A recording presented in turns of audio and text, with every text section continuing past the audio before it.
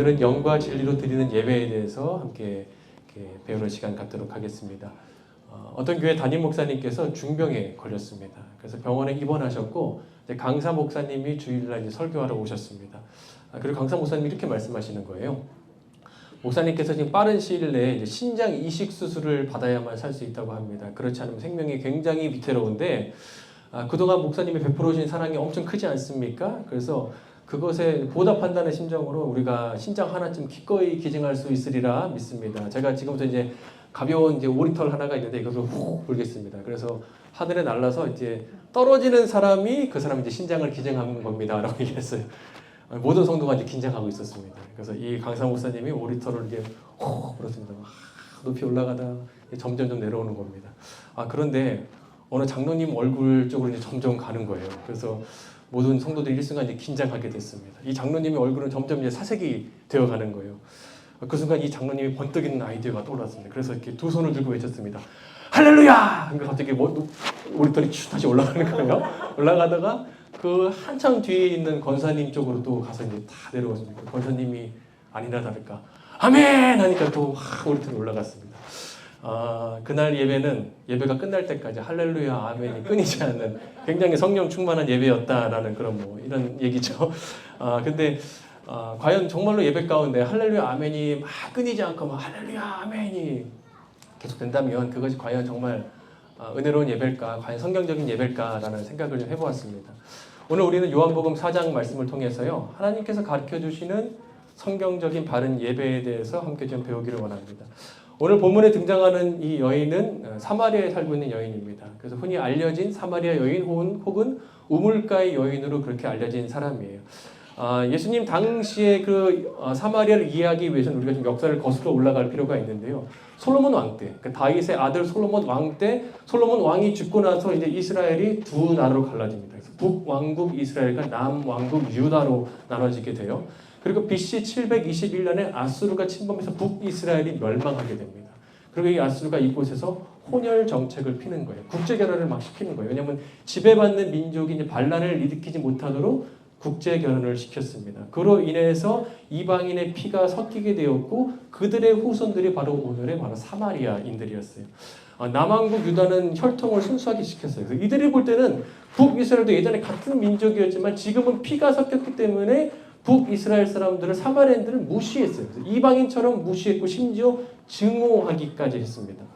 그래서 유대인들이 매일마다 드리는 공식 기도문이 18개의 베네딕션이라는 기도문이 있는데 그 중에 12번째 기도가 뭐냐면요. 사마리아인들을 완전히 멸망시켜달라는, 생명책에서 지워달라는 그런 기도를 그들이 날마다 유대인들이 드렸던 것이었습니다. 동족 유대인들로부터 미움받는 이 사마리아 동네에 한 여인이 살고 있었어요. 성경을 보게 되면 우리 오늘 본문의 앞줄을 쭉 보게 되면 이 여인에 대한 얘기가 나오는데 이 여인이 남편이 5이 있었다라고 나옵니다. 그리고 지금 살고 있는 남자는 남편이 또 아니다라고 얘기를 하고 있습니다. 그러나 우리가 이걸 보면서 많은 사람들이, 설교자들이 생각할 때 그녀가 결혼을 5번 했고 또 실패했고 마지막에는 또 다른 남자랑 동거하고 있으니 그녀가 굉장히 음탕한 여인이다라고 많은 설교자들이 그렇게 얘기를 했지만 사실 그 당시에 여자들은 남편에게 이혼을 요구할 수가 없었어요. 이혼은 오직 남편만 요구할 수 있었습니다. 그리고 남편은 쉽게 아내를 버릴 수 있었어요.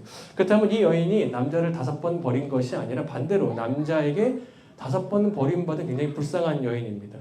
이 여인이 5번 버림받은 후에 그럼 혼자 살 만도 한데 왜 또 다른 남자와 함께 살 수밖에 없었을까? 그 당시 1세기에는 여자 혼자서는 결코 살아갈 수 없는 그 당시 경제 구조 시스템이 그렇게 되어 있었습니다. 그래서 성경에서도 자주 홀로 된 여인과 부모를 잃은 고아들을 잘 돌봐야 한다고 지속적으로 성경에서 강조하는 이유가 그들은 홀로 놔두면 결코 살아갈 수 없기 때문이었어요.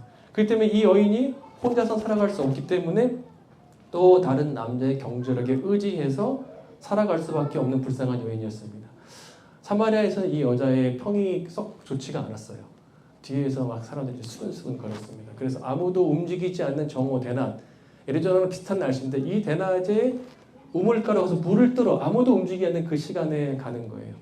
막 숨이 턱까지 차고 막 땀이 뻘뻘 흘리고 얼굴이 빨개지지만 그럼에도 불구하고 뒤에서 수근수근 거리는 소리를 안 듣는 것, 그것이 오히려 낫었어요. 아무리 자기가 힘들다 하더라도. 그래서 우물가를 갔는데 아무도 없을 그 우물가에 한 남자가 서 있는 것입니다. 그것이 바로 유대인 예수님이었어요. 예수님은 이미 그녀의 과거를 다 알고 있었습니다. 결혼 5번 한 것과 지금 살고 있는 또 남자가 있지만 그는 남편이 아니다라는 것. 그 얘기를 듣자마자 그녀가 너무나 깜짝 놀라요. 이 사람은 보통 사람이 아니구나. 선지자구나라고 얘기를 했습니다. 그래서 그녀가 지금까지 너무나 궁금했던 것 바로 예배였거든요. 그 예배에 대한 질문을 던지는 것이 바로 오늘 본문 내용인데요. 오늘 본문을 통해서 예수님께서 이제 예배를 가르쳐 주신 것. 성경적인 예배는 바른 예배는 이런 거야. 우리 함께 살펴보도록 하겠습니다. 그 첫 번째는요. 우리 함께 읽겠습니다. 시작. 하나님께 드리는 예배. 바른 예배는 어떤 예배냐? 하나님께 드리는 예배다. 사마리아 여인이 예수님께 이렇게 묻는 거예요. 우리 20절 함께 읽겠습니다. 시작. 우리 조상들은 이 산에서 예배하였는데 당신들의 말은 예배할 곳이 예루살렘에 있다 하더이다. 사마리아인들과 예루살렘인들의 관심은요, 예배의 장소에 있었습니다. 사마리아인들은 모세가 축복한 그 그리심 산, 거기가 모세가 축복한 그 산이기 때문에 그 산에서 예배드리는 게 맞는 거야 라고 해서 그 그리심 산에 성전을 짓고 그곳에서 예배를 드렸어요. 반면 유대인들은 다시 이제 법궤를 옮겨서 예루살렘으로 옮겼고 거기서 성전을 건축했기 때문에 법궤가 있었던 곳, 그것이 바로 하나님께 예배드리는 곳이야 라고 해서 그 두 곳에서 예배를 드렸습니다. 근데 유대인들은 성전이 2개 있는 것을 용납할 수가 없었어요. 그래서 하스모니안 왕조의 힐카누스가요, 그린신 산에 있는 사마리아 성전을 다 파괴하는 일이 있었습니다. 그로 인해서 유대인과 사마리아 갈등이 점점 더 심해졌어요. 근데 그 후에 다시 사마리아인들이 그린신 산 중턱에 다시 성전을 건축했습니다. 그리고 주후 9년에는요,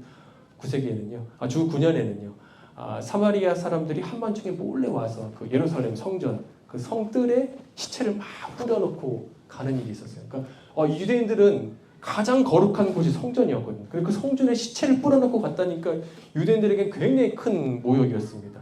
사마리아인들과 유대인들은 서로 예배 장소를 막 모욕하면서요, 우리가 드리는 예배 장소가 진짜 예배 장소야, 하나님께서 진짜 임재하시고 진짜 받으시는 유일한 장소야 라면서 서로 주장하고 그렇게 싸웠습니다. 이러한 상황에서 이제 사마리아 여인도 궁금한 거예요. 진짜 과연 어디가 맞는 예배 장소인지. 그래서 이렇게 묻습니다. 근데 예수님께서 이렇게 대답하시는 거예요. 우리 21절 함께 읽겠습니다. 시작. 예수께서 이르시되 여자여 내 말을 믿으라. 이 산에서도 말고 예루살렘에서도 말고 너희가 아버지께 예배할 때가 이르리라. 예배의 장소를 묻는 질문에 예수님께서는 예배의 대상을 지금 말씀하고 계시는 것입니다. 사마리아인과 유대인들이 자신이 예배드리는 장소가 유일한 장소임을 강조한 나머지 그들은 예배의 대상이신 하나님을 잊어버린 채 그 장소에서 예배를 드리고 있었어요.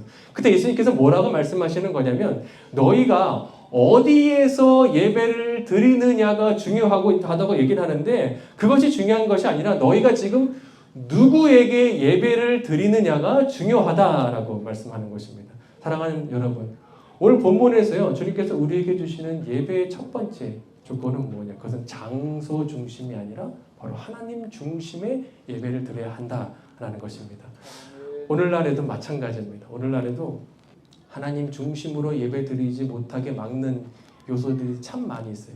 어떤 사람은 여전히 하나님이 건물 안에 계시다라고 믿는 사람들이 있습니다. 그래서 성전 건축이라고 얘기를 해요. 그리고 수십억, 수백억, 때로는 수천억까지 가면서 건축을 하기도 합니다. 만약 하나님이 건물에 계시다라고 한다면 어느 정도 조금 이해를 될 것 같습니다. 그러나 하나님은 건물에 계시지 않죠. 성전은 빌딩이 아닙니다. 성전은 우리 각 사람 한 사람이 성전인 거예요. 성경을 보게 되면 성경에서 가장 큰 성전을 건축한 사람이 누구냐? 모세도 아니고요, 솔로몬도 아니고 스룹바벨도 아닌 바로 하나님을 믿지 않는 헤롯 대왕이었어요. 그들이 유대인의 환심을 사기 위해서 가장 큰 성전을 건축했습니다. 참 아이러니하죠. 하나님을 믿지 않는 사람이 가장 큰 성전을 건축한 거예요. 교회는 빌딩이 아니다라는 것입니다. 어떤 사람들은요, 편한 옷으로 교회에 가지 못합니다. 그러니까 마치 패션쇼를 방불케 하는 그런 일들이 교회 안에서 펼쳐지는 거예요. 명품 옷, 명품 백을 걸쳐야지만 그나마 기죽지 않고 예배 드릴 수 있는 그런 교회 문화가 또 있습니다. 그래서 토요일 되면 예배 준비하는데 예배 준비가 뭐냐? 이제 어떤 옷을 입어야 되나, 어떤 백을 메고 어떤 신발을 신나, 이게 예배 준비하는 거예요. 그리고 예배당에 도착하면 하나님께 집중하면서 예배하는 것이 아니라 저분은 저 신상을 입고 왔네, 그렇게 보는 거죠. 어떤 사람은 예배를 예배합니다. 예배를 예배. 이게 무슨 말이냐면 자신에게 익숙한 예배 스타일만 추구하고 그 형식에서만 예배를 드린다라고 하는 거예요. 자신에게 좀 어색한 예배 스타일이 있으면 거부하는 것입니다. 그래서 생겨난 말이 예배 전쟁이라는 말까지 생겨났어요. 전통적인 예배 형식을 중요하게 여기신 분들이 그것을 지키기 위해서 교회 안에서 예배 전쟁이 펼쳐지는 것입니다. 거대한 소리로 청중을 압도했던 예전에 파이프 오르간과 성가대가 있었습니다. 근데 그것이 드럼과 베이스 기타와 일렉 기타, 신디사이저 찬양팀으로 바뀌어가고 있습니다. 위험 있게 서 있던 강대상과 또 성찬 때 또 긴 장의자들이 있었어요. 근데 그것이 작은 보면대와 색깔 조명과 또 1인용 의자. 제가 미국에서 이제 설교 공부할 때 저희 교수님이 스캇 기슨 교수님이셨는데 설교 실습할 때 이 보면대 하나랑 조그만 이제 스툴이 있잖아요. 의자 딱 놔두시는 거예요. 거기 앉아서 이제 설교 시작하는 거예요. 그러니까 마치 이게 대화하듯이 편안하게 얘기하고 또 일어나서 다가가기도 합니다. 그래서 썼던 것이 이런 마이크보다 헤드셋 마이크를 쓰는 거예요. 그래서 좀 더 가까이 다가가서 얘기도 하고 그러면서 이제 말씀을 전하는 것입니다. 찬송가와 성가대만 불렀던 예배가 사라지면서 다양한 장르의 찬양들을 부르기 시작을 합니다. 수동적으로 찬양만 듣던 회중들이 점점 사라지고 손뼉치고 손들고 일어나고 기뻐 뛰며 그러니까 적극적으로 예배에 참여하는 사람들이 점점 늘어나기 시작을 하는 거예요. 이제는 가운과 정장을 입고 강대상에서 권위 있게 설교자였던 설교자의 모습이 점점 사라지고 회중과 친근하게 다가가기 위해서 청바지나 면바지, 셔츠 차림으로 설교하는 설교자들이 늘어나고 있다는 거예요. 주옥 같은 책들을 참 많이 쓰신 제가 참 좋아하는 분인데 거든 맥도날드 목사님이신데요. 이분이 이제 50년 사역을 마치시고 이제 은퇴할 시점이 되셨어요. 그래서 은퇴 시점에 자신의 교회를 보니까 기성세대와 젊은 세대가 이 예배 전쟁을 지금 하고 있는 거예요. 그래서 이분이 은퇴를 앞둔 시점에서 본인 교회를 위해서 썼던 책이 뭐냐면 바로 누가 내 교회를 훔쳤는가라는 책입니다. 책 제목처럼요, 너무나 빠르게 교회가 이제 전통교회에서 현대교회로 바뀌어져 가고 있는 것이고, 그로 인해서 그동안 이 개척 초기 때부터 이 교회를 위해서 헌신하고 세우셨던 이 60대 이상의 기성세대분들이 이렇게 말하는 거예요. 누가 내 교회를 훔쳐갔지? 이 책에서 기성세대분들이 이렇게 얘기를 합니다. 우리에게 익숙한 설교 스타일이 사라졌다. 예배에 걸맞는 옷차림, 주의 만찬 때, 강례상 같은 존경의 상징들이 구석으로 밀려났다. 우리는 옷차림이 하나님을 높이는 방식이라고 배웠는데 정장을 하지 않고 넥타이를 매지 않고 설교하는 모습이 적응이 잘 안 된다. 우리가 사랑하는 것들이 교회에서 점점 사라지고 있는 모습을 보는 것이 너무 힘들다. 찬양도 힘들다. 소리도 너무 크다. 손뼉 치는 것도 화가 난다. 라면서 그런 글들이 있는 거예요. 고든 맥도날드 목사님께서 자신을 포함해서 이 기성세대가 교회의 변화를 보면서 누가 내 교회를 훔쳐간 거야. 나는 70년대 80년대 그 교회를 다시 찾고 싶어 라고 이렇게 얘기한다라고 했습니다. 그런데 은퇴를 앞둔 시점에서 그분이 이 책을 쓰시면서 마지막 결론을 이렇게 내리는 거예요. 곰곰이 생각하며 묵상해 봤는데 사실 이 교회는 내 교회가 아니라 하나님의 교회입니다. 내가 익숙했던 내 교회 모습이 점점 사라져가고 있지만 이것은 내 교회가 아니라 하나님의 교회입니다. 하나님의 교회는 계속 변해하고 하나님의 교회는 계속 발전해야 합니다. 사실 교회를 훔쳐간 것은 바로 하나님이십니다. 하나님께서 하나님의 교회가 되도록 훔쳐가신 것입니다. 그러기에 우리는 이 변화를 수용해야 합니다. 라고 얘기했어요. 1647년에 아이작 와츠가 태어났습니다. 아버님이 목사님이셨어요. 와츠는 이제 교회를 마치고 아버지와 함께 이제 집으로 가는 길이었는데 막 불평하는 것입니다. 아빠 이상해.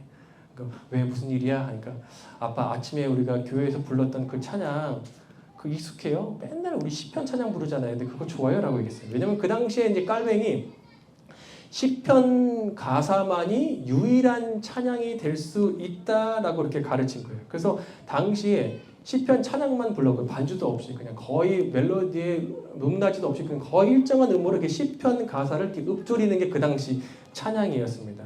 근데 그 당시에 시편 외에 다른 가사로 찬양을 한다거나 아니면 악기를 조금 포함하면 굉장히 세상적이었다라고 이렇게 비난하던 시대였어요. 그래서 아이작 와츠가 교회 음악에 대해서 이제 아버지한테 불평한 거예요. 근데 아버지가 굉장히 지혜로운 분이셨어요. 그래서 그 목사님이 아들한테 이렇게 얘기했어요. 그럼 네가 한번 고쳐보는 게 어떻겠니? 그래서 그 아이자 와츠가 만들었던 찬양이 주 달려 죽은 십자가, 기쁘다 구주 오셨네 같은 찬양을 만든 거예요. 그래서 17세기 기독운동이 이 찬양을 통해서 크게 부흥했거든요. 너무나 신기한 것이 이 찬양이 처음 퍼질 때 뉴 잉글랜드에 많은 그리스도인이 이 찬양을 거부하는 거예요. 심지어 막 이 찬양 때문에 교회가 둘러 나눠지기도 했습니다. 오늘날 생각하면 이해가 안 되죠. 어떻게 주 달려 죽은 십자가 그 찬양을 거부할 수 있지? 근데 당시에는요, 익숙한 교회의 모습이 변하고 사라져 가기 때문에 그것을 반대했던 것이었어요. 오늘 주님 우리에게 분명히 말씀하십니다. 예배의 본질은 장소도 아니고 옷차림도 아니고 스타일도 아니고 바로 예배의 본질은 하나님이다 라고 우리에게 말씀하시는 거예요. 예배를 우리가 서비스라고 하잖아요. 서비스는 뭡니까?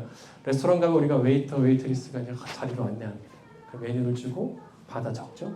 그리고 좀 있으면 갖다 줍니다. 물도 갖다 주고 그리고 수시로 보는 거예요. 혹시 뭐 필요한 게 없나? 내가 더 채워줄 건 없나? 항상 서비스하는 거예요. 그것처럼 예배라는 것은 우리가 귀하신 하나님을 모시고 우리가 그분을 섬기는 거예요. 근데 우리가 가끔 착각할 때가 있습니다. 서비스를 내가 받는다라고 착각하는 거예요. 야, 오늘 찬양이 좀 약했네. 감동이 좀 덜했어. 오늘 대표기도는 조금 길었네. 오늘 말씀 왜 이렇게 졸린 거지? 제 점수는요. 몇 점인데 마음에 이제 하는 겁니다. 그리고 이제 팀 내듯이 이제 헌금 딱 내고 가는 거예요. 아닙니다. 예배는 하나님께 내가 서비스하는 거예요. 그래서 예배 끝나고 갈 때 오늘 예배 참 좋았다. 그렇게 하는 게 아니라 하나님 오늘 제 예배 기쁘게 받으셨어요? 라고 묻는 것이 진짜 우리가 하나님 중심으로 예배를 드리는 것입니다. 저를 포함해서 우리 모두가 정말 하나님께만 집중할 수 있는 예배가 될 수 있기를 소망합니다. 두 번째는요. 성령님의 인도하심으로 드리는 예배입니다. 우리 24절인데 우리 함께 읽겠습니다. 시작. 하나님은 영이시니 예배하는 자가 영과 진리로 예배할지니라. 예전 개혁 성경에는 신령과 진정으로 라고 예배를 번역이 되었습니다. 이 표현이 좀 더 익숙하신 분들이 아마 많으실 것 같습니다. 근데 왜 개혁 개정 성경에서는 영과 진리로 예배한다라고 바꿨을까? 사실 이 표현이 더 원어 성경에 가까운 표현이기 때문입니다. 여기서 영이라는 것은 헬라어로 푸뉴마인데요. 다소 좀 해석이 좀 분분합니다. 그러나 다수의 복음주의 신약 학자들이요, 이 본문에서 영을 바로 성령님으로 그렇게 해석을 합니다. 저도 문맥상 이 해석이 맞다고 생각을 해요. 왜냐하면 우리가 앞서 사마리아인과 유대인들이 장소 중심의 예배를 드렸잖아요. 그러니까 그들은 장소에 하나님이 그곳에 계시기 때문에 우리가 그 장소로 가야지만 하나님을 만날 수 있고 예배 드릴 수 있다라고 그들이 믿었던 거예요. 그런데 예수님께서 지금 어떻게 말씀하시냐? 아니야. 메시아가 왔고 이제 메시아 시대 새로운 시대가 시작된 거야. 그렇기 때문에 너희도 이제 새로운 예배를 드려야 돼라고 하신 말씀이 이제는 한 장소에 국한된 예배가 아니라 성령님께서 딱딱딱 인치신 그리스도인들이 성령님의 인도하심을 따라 어딜 가든지 그곳이 바로 예배 처소가 될 수 있어 라고 그렇게 말씀하시는 것입니다. 그렇다면 성령님이 인도하시는 예배에는 과연 어떤 일이 나올까요? 만약에 우리 주의교회 안에 성령님이 인도하시는 일이 생기면 우리 주의교회 예배에 어떤 일이 일어날까요? 먼저는 말씀을 깨달아 알 수 있는 성령의 조명이 막 펼쳐질 것 같아요. 그 어려웠던 말씀이 성령님께서 딱 조명해 주시면 이것이 이런 뜻이었구나 하고 말씀이 깨달아지는 은혜가 있을 것 같습니다. 또 성령님께서 예배 가운데 우리에게 소망을 주시는 거예요. 혹시 이런 경험 있으세요? 정말 힘든 마음을 갖고 예배당에 도착을 했는데 성령님께서 소망을 줘서 예배당 문을 나설 때 소망을 품고 나갔던 혹시 그런 경험이 있으십니까? 시편 71편 보게 되면요. 시편 기자가 큰 어려움에 처하게 돼요. 1절을 보게 되면 그가 수치를 당했다라고 말합니다.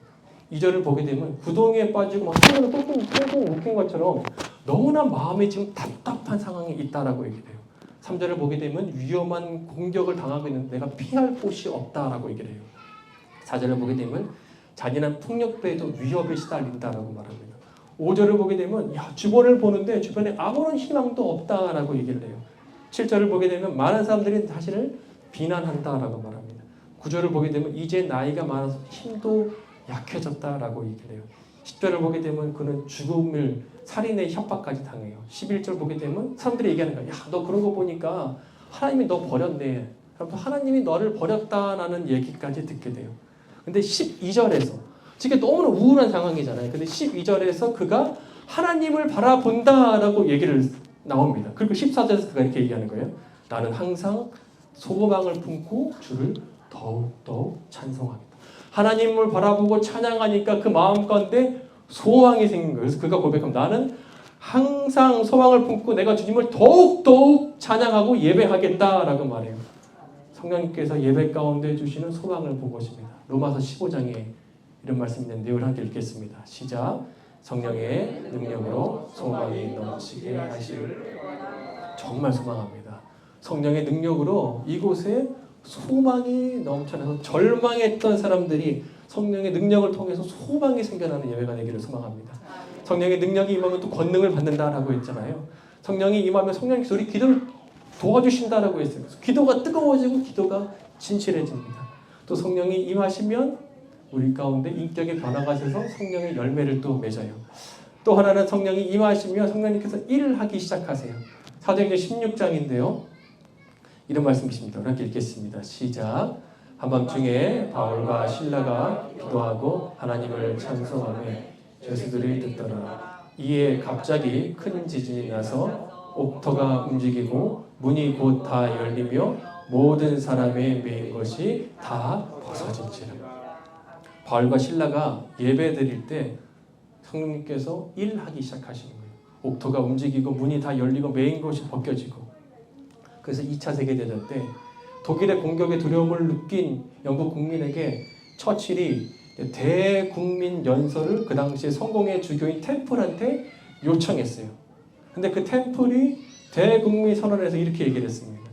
영국 국민 여러분, 지금 우리는 예배할 때입니다. 예배할 때. 전쟁은 너무나 큰 일입니다. 그러나 전쟁보다 예배는 더 큰 일입니다. 사랑하는 여러분, 우리 가운데 큰 일들이 있잖아요. 건강에 문제가 있으신 분도 계시고요. 재정도 그렇고요. 관계도 그렇고 학업도 그렇고 비즈니스도 그렇고 자녀들도 그렇고 너무나 큰 일들이 많이 있죠. 그러나 이것이 예배보다 크지는 않은 거예요. 우리가 어떤 상황에도 나는 예배하네 라고 결단할 때 주님께서 예배 가운데 성령님께서 일하기 시작하십니다. 저는 정말 좀 더 넓은 장소에서 우리 각 부서별로 흩어져서 마음껏 예배드리고 또 성경 공부도 하고 스몰 그룹도 갖고 그런 공간들이 좀 있었으면 좋겠어요. 그러나 우리가 예배 장소를 먼저 구하는 것보다 이 예배 가운데 성령님이 정말 임재하시고 인도해 주시는 예배가 되기를 우리가 먼저 구하는 우리가 됐으면 좋겠습니다. 제가 정말 소망하기는 주의 교회에서 드려진 모든 예배가 성령님께서 임재하셔서 아픈 사람 영혼들을 싸매고 치료하시고 말씀을 깨닫게 하시고 소명을 주시고 기도로 도와주시기를 바랍니다. 위대한 설교 황태자가 있었어요. 바로 찰스 스펄전인데요. 그 황태자가 설교하러 이제 강단에 올라가는 거예요. 설교 황태자입니다. 설교 너무나 잘해서. 근데 그 사람이 강단에 올라갈 때 얼마나 당당하게 올라갔겠어요. 근데 그렇지 않았다고 그래요. 항상 두려운 마음으로 이렇게 기도했다고 합니다. 저는 성령님을 믿습니다. 저는 성령님을 믿습니다. 성령님 항상 의지해서 올라가서 폭발적인 설교를 했다라고 해요.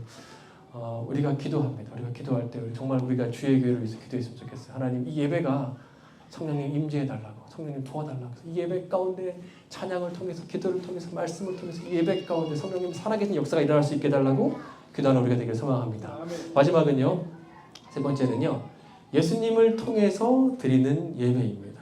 우리 24절인데 우리 한 번 더 읽겠습니다. 시작. 하나님은 영이시니 예배하는 자가 영과 진리로 예배할지니라. 그래서 진리라는 단어는요 헬라어로 에렉데이아인데요. 이것은 진실하다 또는 거짓이 없다라는 그런 뜻입니다. 그럼 여기서 진리는 과연 무엇일까? 요한복음 17장 17절 보게 되면 진리는 하나님의 말씀이다. 그래서 진리가 말씀이라고 얘기해요. 그런데 요한복음 1장을 보게 되면 말씀이 육신이 되어 내려왔다라고 해서 말씀, 진리가 말씀이고 말씀이 곧 육신으로 오신 그리스도다라고 말합니다. 그리고 요한복음 14장에서는 예수님이 직접 말씀합니다. 내가 곧 길이요 진리요 생명이다. 그래서 여기서 말씀하는 진리는 바로 예수 그리스도입니다. 그래서 24절을 좀 더 쉽게 번역하면 이런 번역이에요. 하나님은 영이시니 예배하는 자가 성령님과 예수님을 통해서 예배 드려야 합니다 라는 것입니다. 어떻게 죄인인 우리가 어떻게 거룩하신 하나님 앞에 그렇게 완전하신 하나님을 어떻게 우리가 나아갈 수 있습니까? 어떻게 우리가 금연을 대변하고 예배 드릴 수 있어요? 그렇기 때문에 구약 시대에는 매번마다 동물을 죽이는 제사를 드렸잖아요. 그걸 통해서 하나님 앞에 나아갔습니다. 그러나 신약 시대 우리는 예수님의 보혈을 통해서 하나님께 나아갑니다. 십자가에서 단번에 영원한 제사를 드리신 예수님, 우리의 모든 죄를 용서해 주신 예수님, 우리를 하나님의 사랑하는 아들이요 딸이라고 칭해 주시고 하나님께 나아갈 수 있는 길을 열어주신 예수님, 그 예수님을 통해서 우리가 하나님께 나아가고 예배 드리는 것입니다. 더러운 죄로 더럽혔을지라도 우리가 예수님의 보혈을 의지해서 하나님께 나아가면 하나님이 언제나 두 팔 벌려서 그리스도의 보혈로 덮인 우리를 꽉 끌어 안아 주십니다. 며칠 전에 애리조나에 비가 내렸습니다. 비가 거의 내리지 않는 사막이기 때문에 애리조나에서 비가 내린다라고 하면요, 아이들이 막 비 맞는 것을 손꼽아 기다리는 연례 행사입니다. 창문에서 빗소리가 나자마자요, 삼남매가 막 와 소리를 지르면서 밖으로 나아갔습니다. 하늘에서 물이 떨어지는 것이 너무나 신기한 거예요. 그래서 비를 맞았습니다. 건조한 사막 모래가 이제 물에 젖는 것도 신기했고 젖은 모래를 갖고 놀았습니다. 그러다가 결국 삼남매 몸에 온통 모래가 묻었어요. 그런데 3살 막내가 현관문을 딱 열더니 큰 소리 치는 것입니다. 아빠! 빨리 씻겨줘요! 그때 느낀 것이, 야, 저 당당함이 뭐지? 야, 저것이 바로 자녀의 권세구나 라고 느꼈습니다. 사랑하는 여러분, 우리가 매일매일 하나님 앞에 부끄러운 삶을 살다가도 어떻게 주일이면 예배당에 와서 하나님 저 왔습니다 라고 어떻게 하나님께 예배드립니까? 바로 십자가의 보혈로 용서해 주신 그 예수님을 의지해서 우리가 하나님께 나아가서 예배 드리는 것입니다. 죄단 세상에서 쩌들다가 모든 것을 잃고 돌아온 탕자를 달려가서 껴안고 입 맞추고 받아주셨던 그 아버지처럼 우리가 예수님을 의지해서 하나님께 나아가면 하나님 아버지께서 안아주시고 다시금 새롭게 회복시켜 주십니다. 찬양 중에요, 보혈을 지나라는 찬양이 있습니다. 보혈을 지나 하나님 품으로, 보혈을 지나 아버지 품으로, 보혈을 지나 하나님 품으로 한 걸음씩 나아가네. 존귀한 주 보혈이 내 영을 새롭게 하네. 존귀한 주 보혈이 내 영을 새롭게 하네. 오늘 본문에서 배운 것처럼요, 바른 예배는 성삼위일체 하나님이 모두 계신 예배입니다. 성령님이 인도해 주시고 우리가 예수님을 통해서 하나님께 드리는 예배, 그것이 바로 예배의 본질입니다. 5년 전쯤에 미국에서 목회하시고 은퇴하신 한 목사님이 피닉스에 방문하셔서 그분을 만나서 그분의 간증을 듣게 되었는데요. 그 간증에서 좀 인상 깊었던 것이 바로 북한의 예배에 관한 것이었습니다. 그분께서 오래전에 북한을 방문하셨고 그곳에서 지하교회 성도들을 만나게 되셨습니다. 본인이 목사인 것을 알자 목사님 저희들에게 좀 말씀을 전해 주십시오 라고 설교 부탁을 한 것이었어요. 그래서 함께 북한 지하교회를 방문했습니다. 한 10명 정도 모인 곳이었고요. 사방을 커튼으로 쳐진 상태에서 모든 창문이 다 가려져 있었고 그곳에서 예배가 시작되었습니다. 한 사람이 나오더니 주 안에 있는 나에게 함께 찬양하겠습니다. 그래서 이제 그 찬양이 시작되는 거예요. 그런데 찬양 소리가 안 들리는 거예요. 그래서 딱 보니까 입을 있는 입껏 크게 벌리면서 찬양을 하고 있었습니다. 소리는 내지 않고 열심히 찬양하는 것이었어요. 근데 2절을 부르는데 갑자기 막 모든 성도들이 울면서 부르기 시작을 하는 거예요. 그래서 제가 한번 1절, 2절 가사를 한번 찾아봤습니다. 여러분 한번 북한 성도라고 생각을 해보시고 이 가사를 한번 들어보시기 바랍니다. 주 안에 있는 나에게 딴 근심 있으랴. 십자가 밑에 나아가 내 짐을 풀었네. 그 두려움이 변하여 내 기도 되었고 전날의 한숨 변하여 내 노래 되었네. 주님을 찬송하면서 할렐루야 할렐루야 내 앞길 멀고 험해도 나 주님만 따라가리. 이 가사가 정말 그분들의 진실한 고백이었고 이것이 비록 장소도 좋지 않고 비록 형편없다 할지라도 이것이 바로 진정한 예배였습니다. 성삼위일체 하나님께서 임재하시는 성령 충만한 예배였어요. 사랑하는 여러분, 예배의 본질은요 장소도 아니고 형식도 아닙니다.